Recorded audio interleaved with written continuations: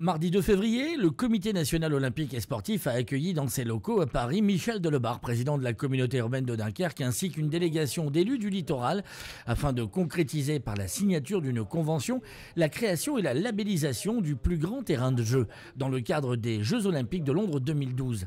Cette convention a un attrait très particulier pour le Comité national olympique du sport français. J'ai bien indiqué clairement que la volonté du CNOSF était de promouvoir au mieux l'ensemble des activités et l'ensemble du territoire français. Mais nous ne sommes pas opposés à ce qu'il y ait une forme de compétition entre les territoires pour offrir les meilleures conditions. Donc évidemment que ça nous intéresse qu'il y ait un effort marqué pour le sport. Mais ce qui m'intéresse le plus, c'est que cet effort-là, il se traduit avec le souci de permettre à l'activité sportive et physique de se développer au mieux. Pas simplement pour la compétition, mais aussi pour que chacun puisse s'épanouir à travers ce qui lui sera offert. Et c'est ça qui est important. La signature de cette convention est l'aboutissement d'un long travail, mais surtout l'écriture d'un nouveau chapitre pour le sport sur l'ensemble de la Côte d'Opale.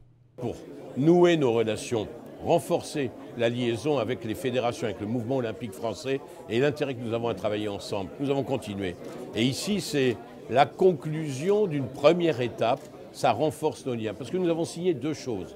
Nous avons signé une convention pour les Jeux olympiques de Londres et nous avons signé un accord jusqu'à la fin 2012 avec le Comité national olympique et sportif français de façon à mener des opérations en commun, comme par exemple être présent pendant les Jeux olympiques de Londres, nous, Côte d'Opale, sur le site de la France à Londres, là où sera le Club France à Londres.